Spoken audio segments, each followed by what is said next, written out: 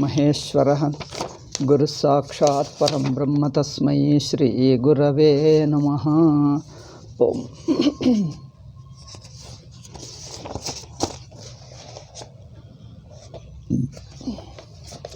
My fifth chapter notes I lost somewhere. Anyway, fifth chapter we were discussing. In this thing, Bhagavan Krishna says, in reply to Arjuna's question, Bhagavan Krishna says, life of karma and renunciation combined with, it is a self-enquiry combined with renunciation. So these are external. Sannyasa is an external life. Karma is also external. But if you look at the inner mind of a sannyasi as well as a karma yogi, if you look at the inner mind, there is a difference in their minds. A karma yogi is trying to learn certain values, a purity of mind, dedication, and so on, spiritual qualities. So here he is trying to handle the emotional state of mind, trying to learn values, purity, discipline. So he is purifying the mind. He is fixing the mind, setting the mind right.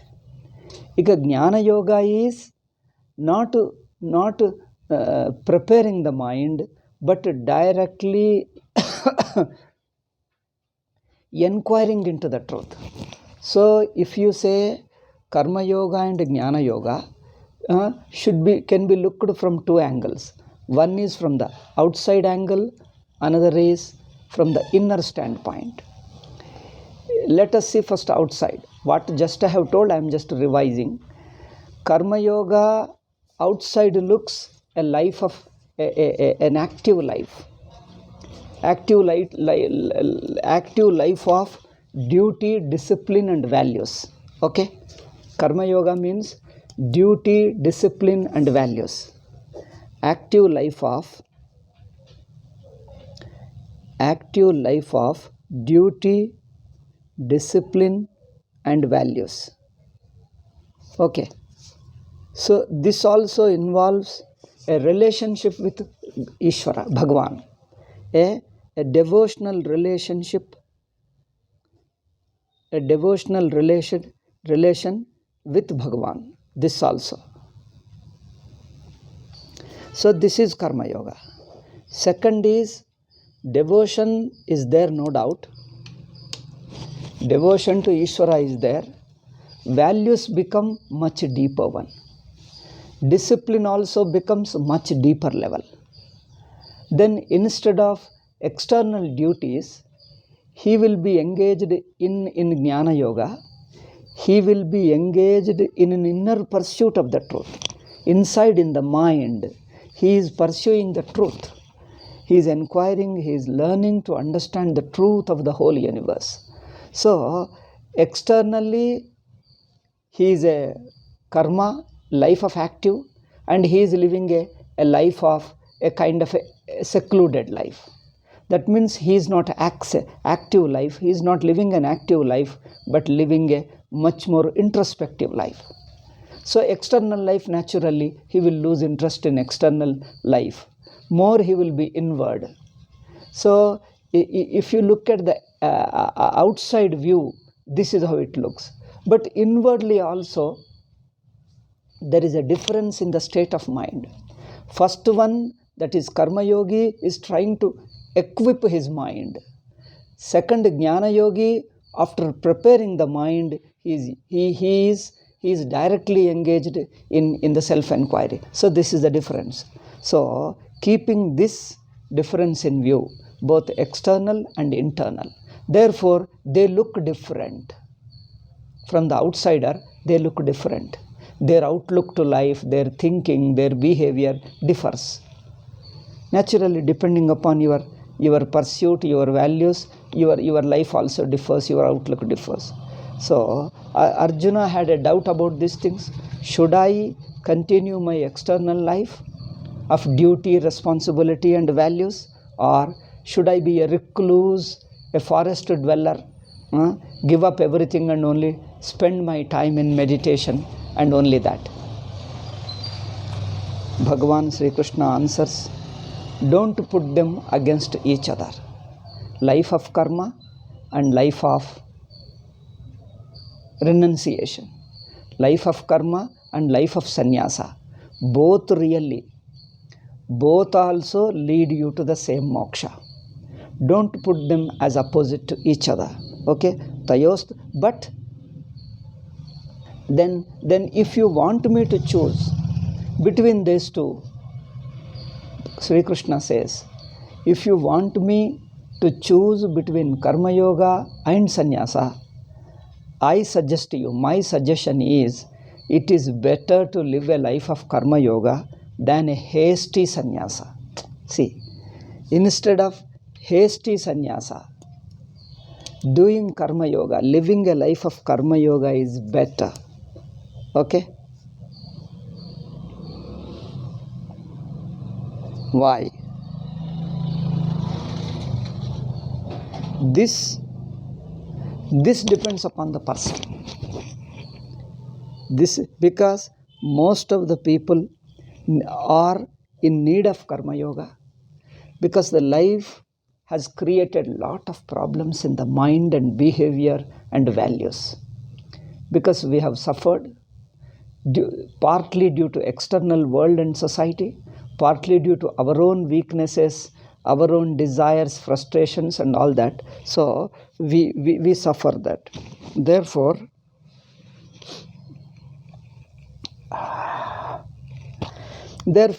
a healthy mind is required. So for that, you have to consciously cultivate it by a lifestyle, by a particular sadhana of karma yoga. You have to give consciously, you have to devote time, you have to pay attention to cultivate the mind, purify the mind. Otherwise, you just live, see, our external life, the worldly life, normal life, is interested in somehow acquiring the money and power and enjoyment. They give less importance to values, inner purity, relaxed state of mind. They don't give much importance. You look at the world. If I give you just an example, a person going to get a promotion, good status and money, but that involves is a frustration and it is a mentally disturbance also. Which one he prefers? Definitely he prefers money and status. Even if he loses mental peace, doesn't matter. In fact, it really happened. I was talking to somebody. That person was struggling for his promotion, trying to tell the people, you see, my promotion is delayed so many years, I deserve it. And he went there, gave an application, went to the court and fought and all that. And at the same time, he is losing his mental peace, sleep he doesn't get properly, he's worried, tension. I told, at the cost of your peace of mind, why do you work for this? When you are losing your very peace of mind, the payment will not be much different. The status also is not much different, a slightly different alone. A little different, not very much. Then why? Why do like this? He says, why should I lose? Why should I lose money and status? That's more important. And then I told them, what about mental peace? Yeah, that is there. Mind is disturbed, but it's okay. That means the peace of mind, the joy, the inner freedom is less important, and external money and status and more important. So they are unable to combine in a healthy way. Healthy combination are unable to do that. So they definitely prefer the external achievements. Even if you lose yourself, still people give importance to the external things. What Vedanta says is, there should be a balance between these two things. Don't lose your inner. Inner also is equally important. The peace of mind, joy, the relaxation is also equally important as much as your money and status. Okay? Therefore, don't divide inner and outer and then neglect one and then only go for other. Give equal importance to inner and outer. There should be a good balance between them, and this is very much required.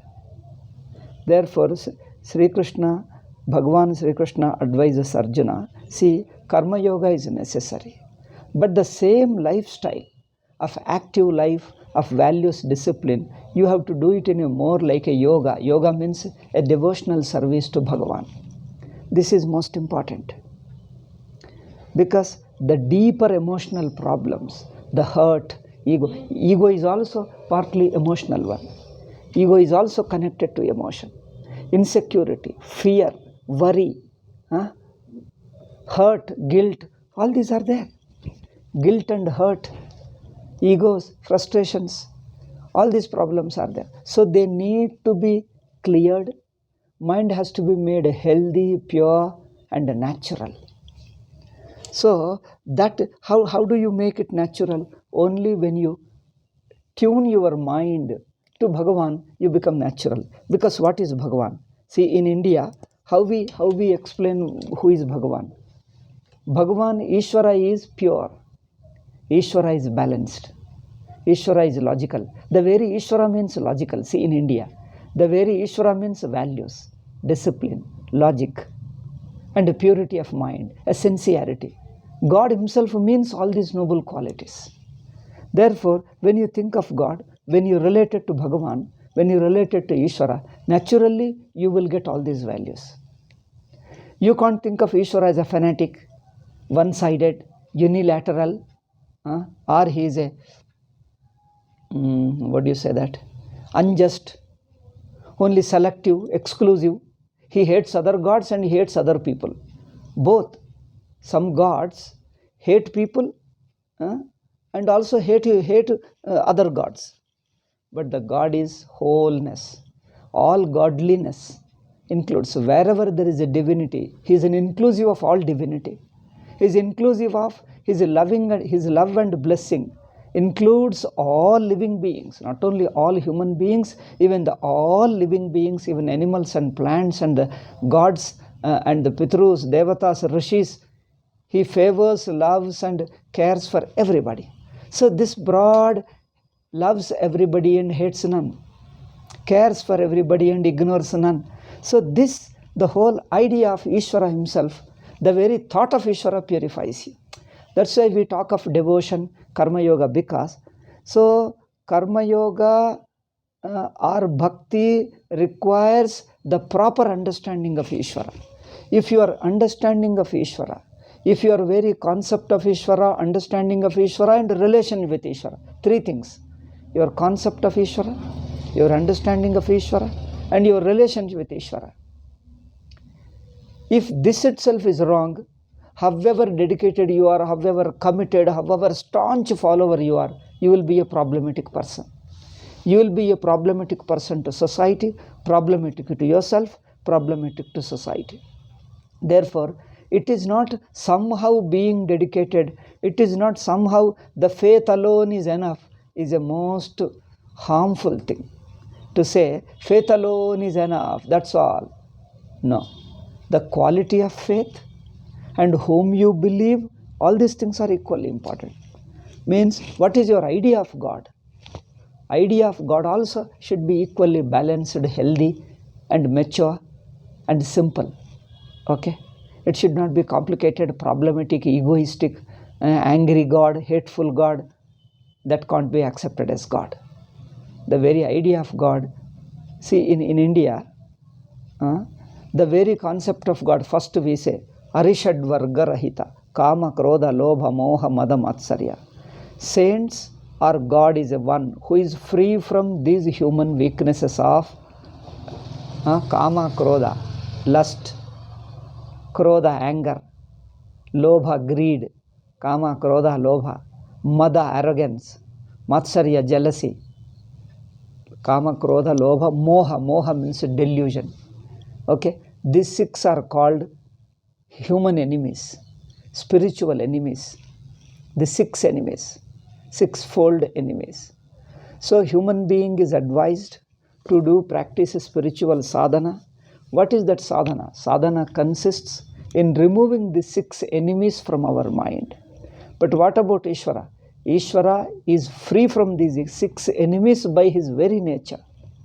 He is free from desires. Desire means a selfish desire. He is free from anger. He is free from greed. He is free from selfishness, fanaticism, prejudice, and also favoritism. He is free from all these negative qualities. And delusion.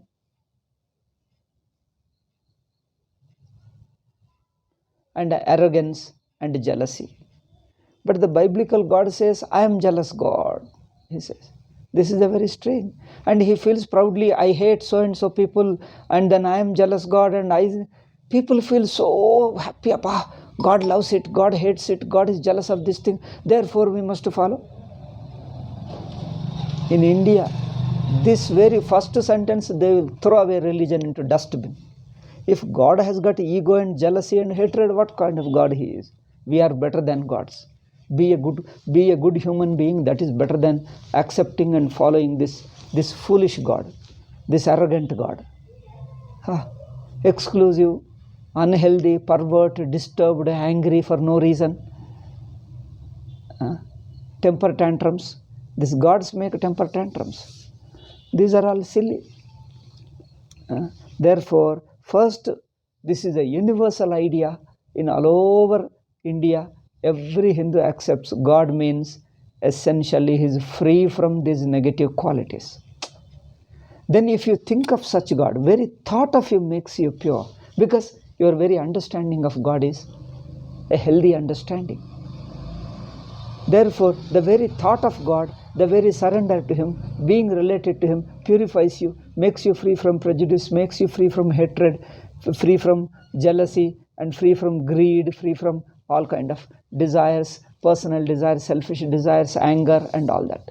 Therefore, Bhagavan himself is free from these common enemies of humanity.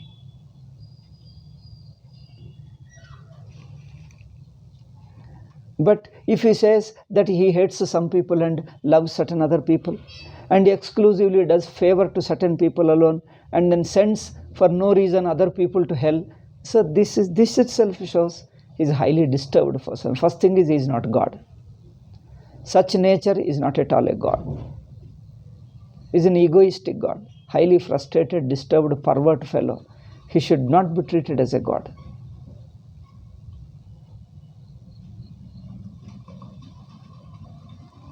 Therefore, thinking of God, being related to Ishvara, itself is a sadhana. See, generally people talk of Ishvara, Ishvara Bhakti, and leave them to your concept of God.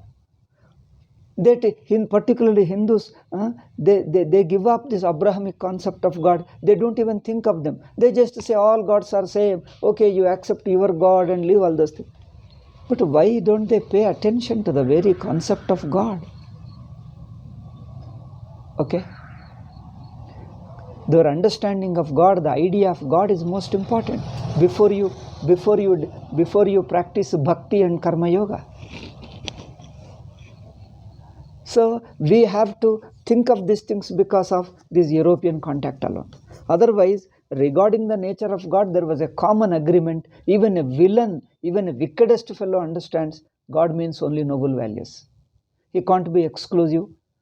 He can't be an angry person. He can't be hating. He can't be sending somebody because he is angry and he will send somebody to eternal hell. This kind of a pettiness can't be called God. You can call him a mental case that you can see very clearly, but you can't call him God. The very idea of God, which is universally, unanimously accepted in India, whatever different traditions, different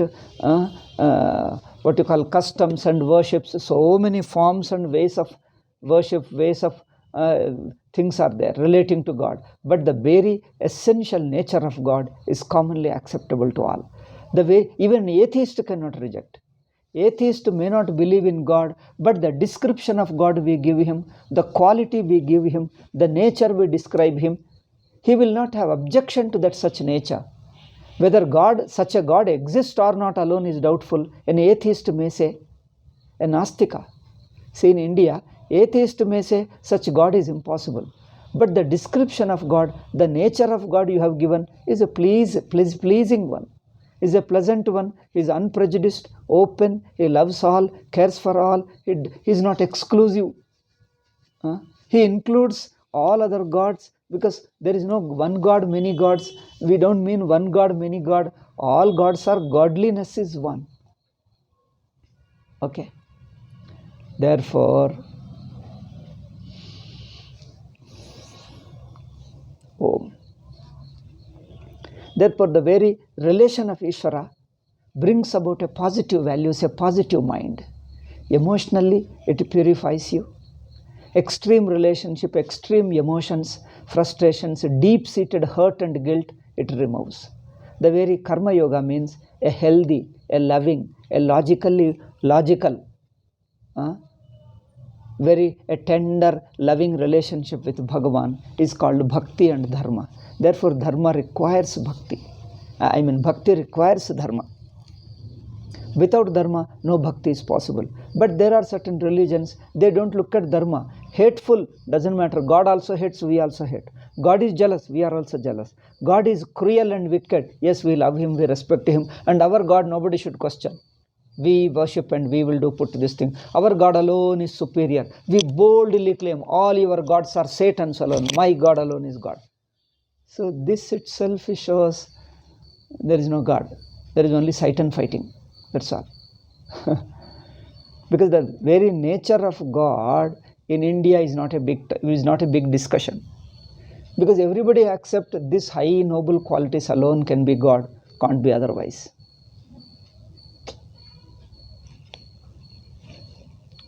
So, values, discipline. Therefore, thought of such God inspires you noble values, noble feelings, positive feelings, logical thinking, and a healthy life and healthy relation. Okay. Therefore, the very relation, thinking of God, relating to God, feeling inspired by Bhagavan, and more you try to aspire to acquire godly qualities, because the godly qualities are noble, openness, not fanatic, not hateful, not jealous.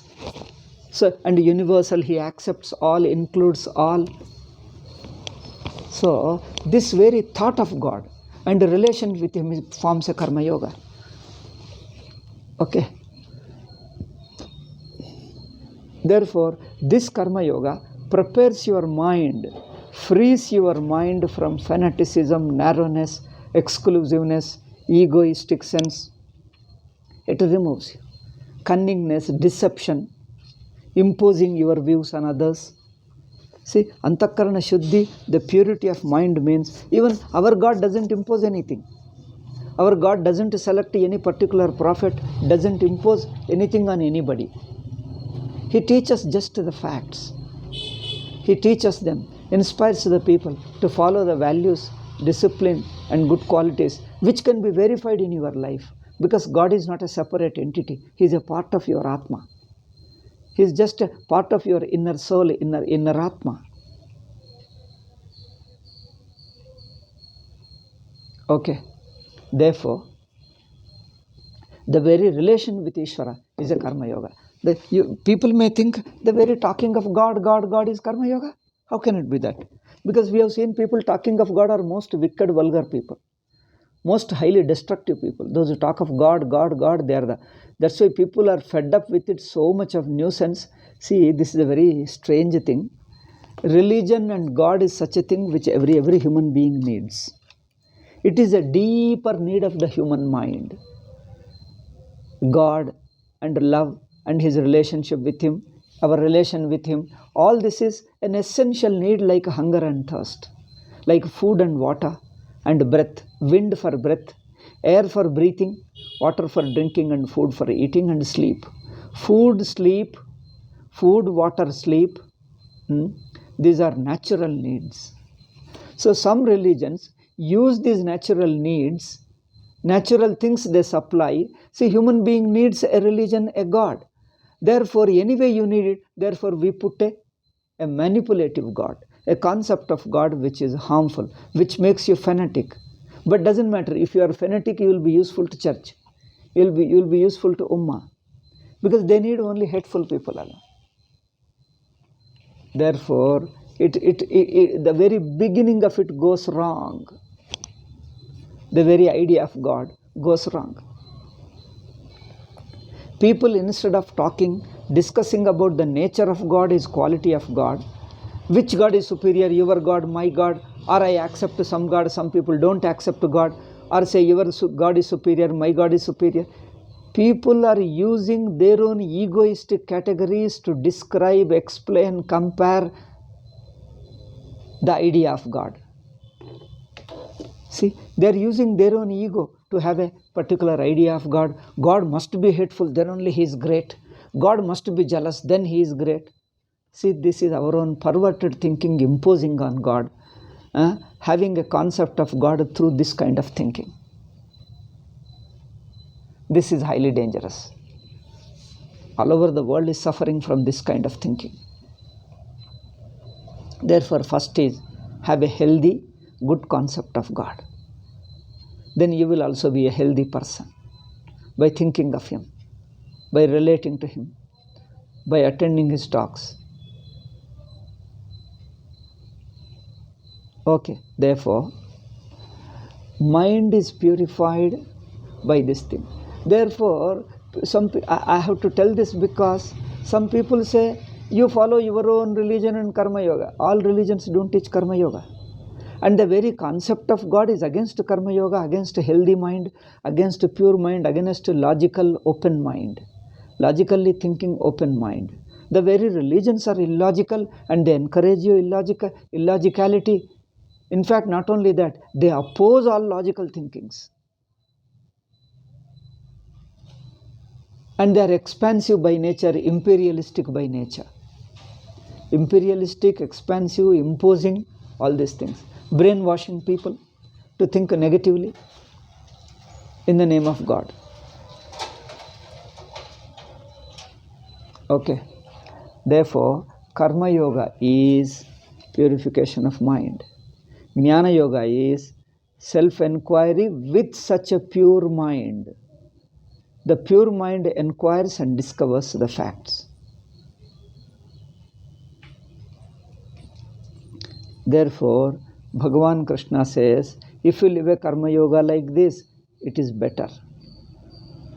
Because mind needs to be purified. It has got some problems. Frustrations, ego, so many things, tensions. All this has to be removed, mind has to be purified. Therefore, life of karma is very useful. Bhagavan Krishna says, your life of karma is useful. It depends upon how you use it, how you live it. Okay? That's more important than your concept of God. So, some people, the concept of God is taken for granted. Whether Judaism or Christianity or Islam. The concept of God, how cruel, jealous, angry, nobody questions. They keep on talking whose God is superior. My God is superior, your God is superior. My God is superior, your God is superior. People spend hours together, months together, centuries, millennia, 2000 years have gone in arguing whose God is superior, whose God is inferior. See? And if somebody says that even my God is also same, instantly comes Fatma and will kill you and do all those things. So only you have to accept I am alone also. So this itself is an illogicality. And we have allowed this illogical thinking to continue. And we are suffering for want of right thinking, right understanding.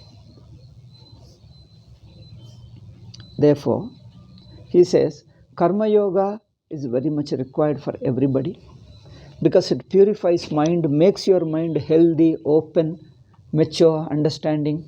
Okay, because inquiry requires highly mature mind, unprejudiced mind, sincerely prejudiced, unprejudiced, sincere, open, and trying to learn. Fact, if you learn information from anybody, even from your enemy, we don't see the distinction between enemy and friend. It is what he is talking. Is it really healthy, and does it make sense? This is what we look at it.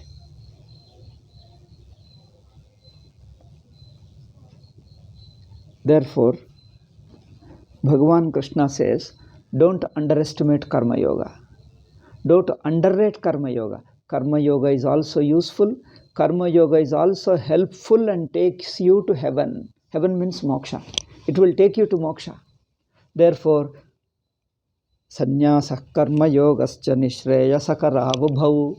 Sannyasa and Karma Yoga, both of them will take you to moksha. Don't see them as enemies. Don't see them as two opposite to each other. But considering your personal life and your state of mind and your background, your culture, your values, your discipline, Arjuna, I advise you need Karma Yoga for some more time. At a later stage, you will transcend Karma Yoga and you will be living a much more deeper spiritual life of self-enquiry. Okay.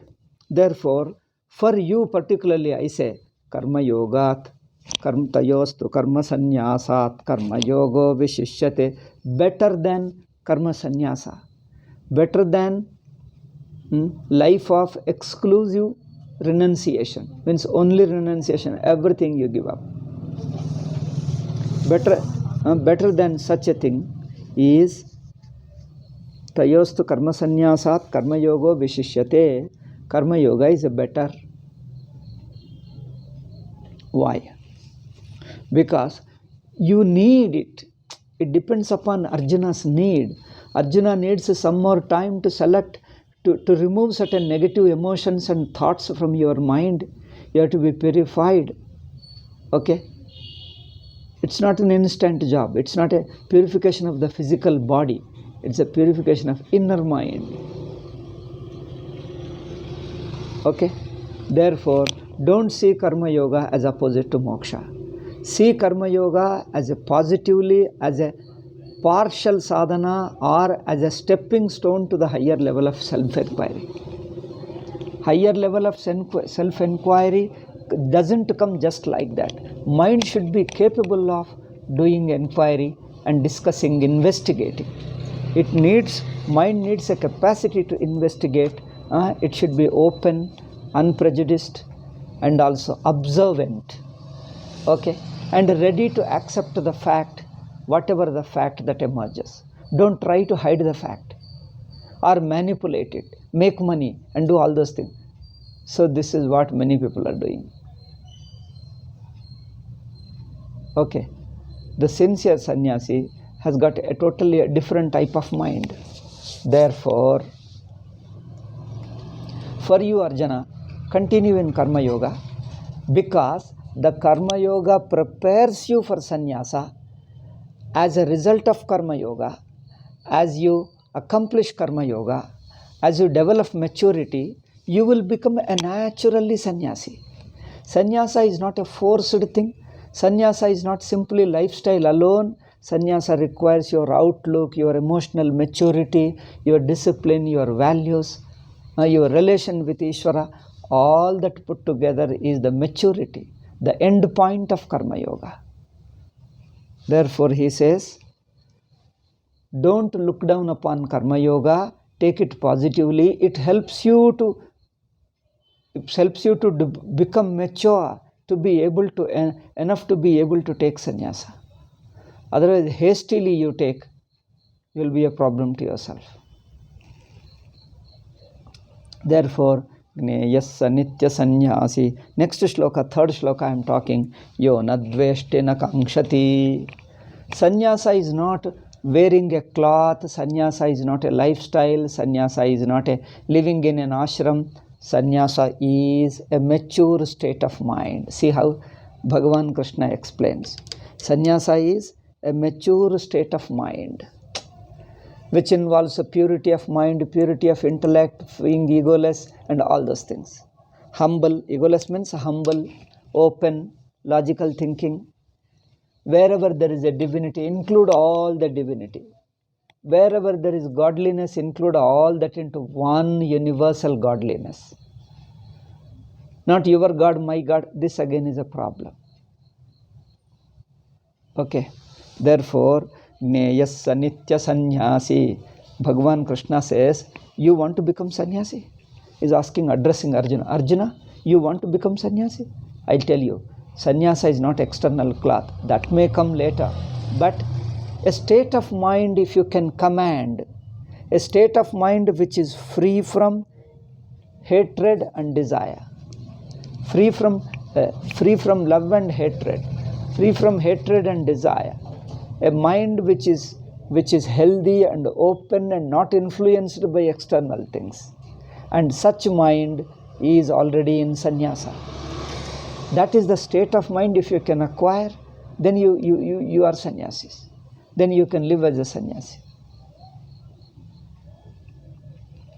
Therefore, he is a nitya sannyasi. He is always, such a person is always a sannyasi who neither hates nor selfishly loves something.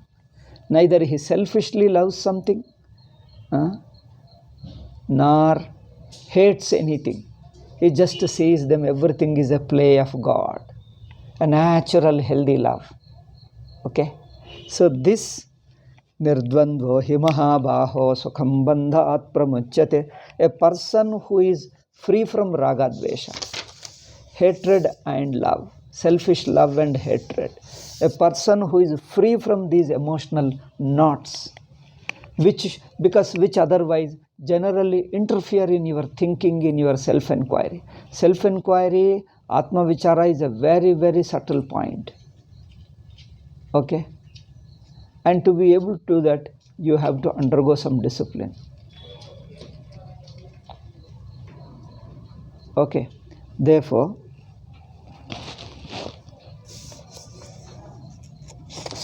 a person who is free from the immaturity, free from the emotional, negative emotions, ego and frustration and all that, guilt and hurt, that person himself is already in a state of sannyasa. Arjuna, don't ignore karma yoga. Follow karma yoga. It prepares you, purifies you. A stage comes where you become utmostly pure. You are utmostly prepared for, totally prepared for Vedanta, while Vedantic inquiry. And as you listen, you can instantly enter into vichara. It becomes easy to understand.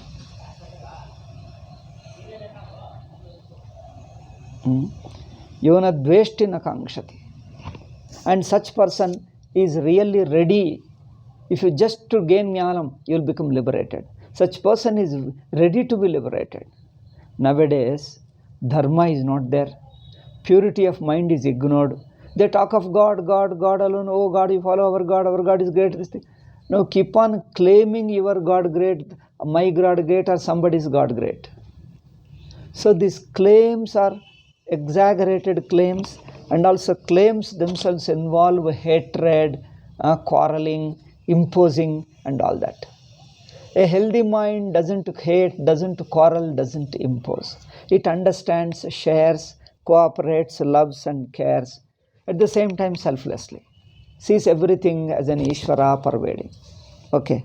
Therefore, don't look down upon karma yoga. It is highly useful. It prepares you for sannyasa. Therefore, gneyasya nitya sannyasi yo nadveshti na kangshati. A person who neither selfishly loves nor hates anybody, such person is really sannyasi. He deserves to do vichara. Okay, see the next shloka. Third shloka. So, nirdvandvohi, such a person who is free from these pairs of opposite, like hate and love, all those things. When a person is free from jaya, apajaya, victory and loss, gain and loss, and victory and defeat, like these things. If you take interest in these things, seriously you take to your heart, you will be frustrated.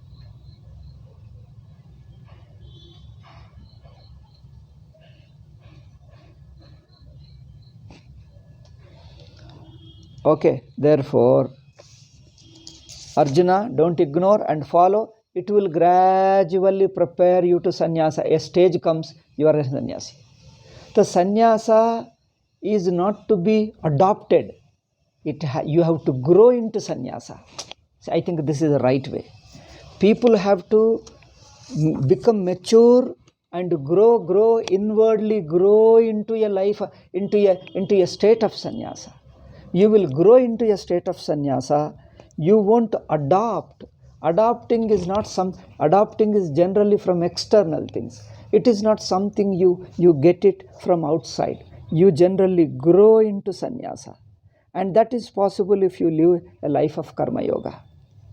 Okay? Living. Importance is living. Everything is centered upon your qualitative living. Living quality should be high and pure. Okay? Then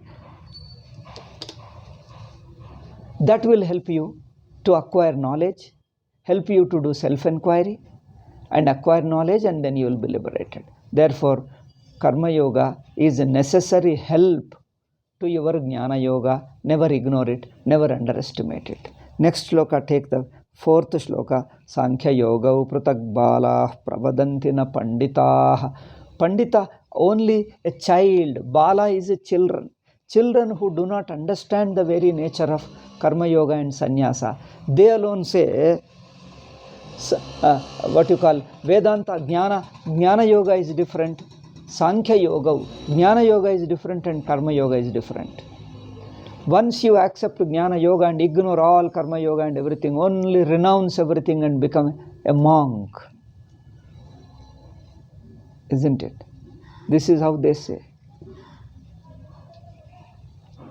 Therefore, it is only children who think that Karma Yoga is different and Jnana Yoga is different.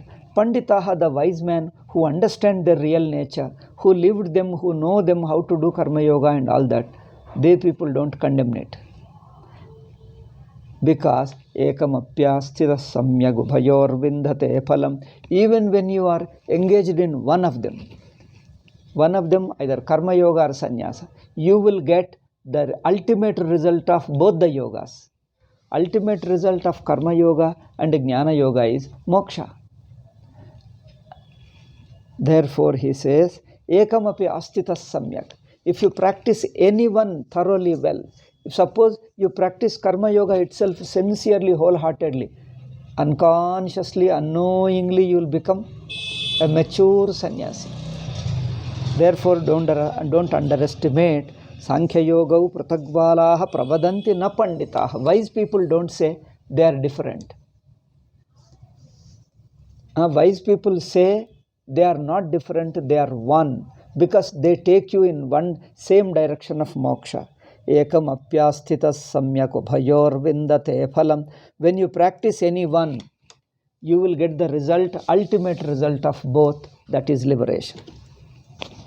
Ubhayor phalam kim? Ubhayoh phalam kim? Moksha. Moksha is the ubhayoh phalam.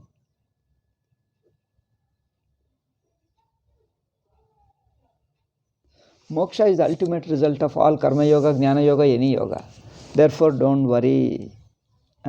Sankhya Yoga Pratak Balaha Pravadanti na Panditaha Ekam Apyasthitas Samyak Ubhayor Vindate Phalam Yat Sankhyahi Prapyate Sthanam. Fifth shloka. Tad Yogairapi Gamyate.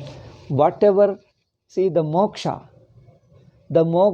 which you can reach by Jnana Yoga, you will also reach by Karma Yoga. In the sense, Karma Yoga is also taking you in the same direction.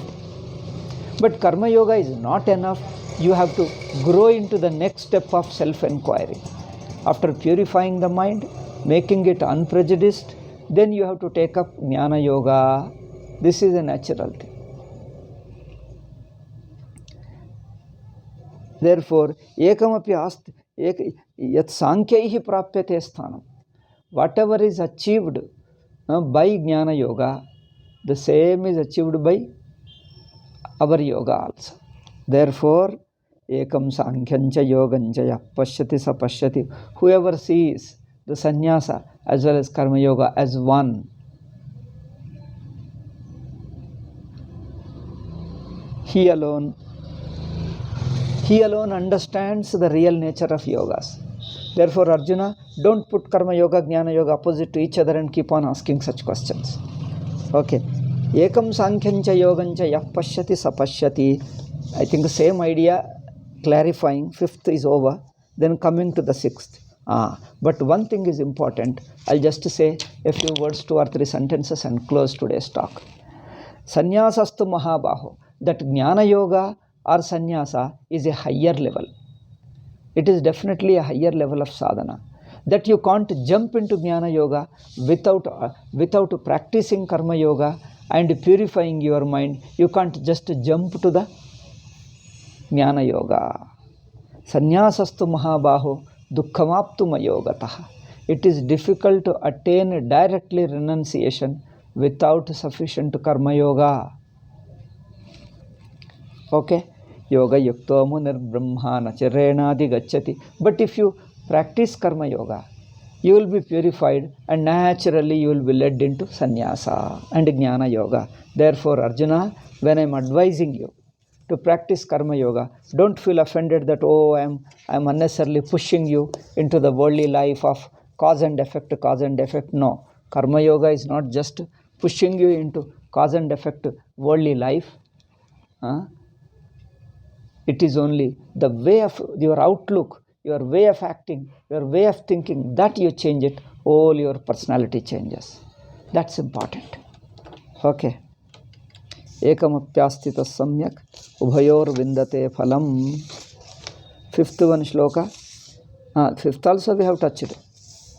Ekam sankhancha yogancha yah pashyati sapay. But one thing, without karma yoga, which helps you to prepare and purify, directly taking to the lifestyle sannyasa, directly taking to the self-enquiry, becomes very difficult. But if you practice karma yoga sincerely, it will definitely prepare you for sannyasa. Therefore, don't look down upon karma yoga is against sannyasa, as some traditions have done. Sankhya, Buddhas, they just say reject all karma, worldly life, take to sannyasa. Therefore, in Buddha's period, there were millions of Buddha bhikshus all over India. Only society has to look after them. Not all of them are so much capable of sannyasis, but that was a fashion. Don't go by the fashion, get attracted to them, and then take to sannyasa, and later you will regret, oh, I have got these things, I should have done that, I should have done that. So all this comes because immaturity, not understanding that karma yoga prepares you, it helps you. Don't look down upon it. Okay, nacharena adhigacchati. Remaining we'll tell in the next class. Om Shanti Shanti Shanti. Harihi Om. Shri Gurubhyo Namaha. Harihi Om.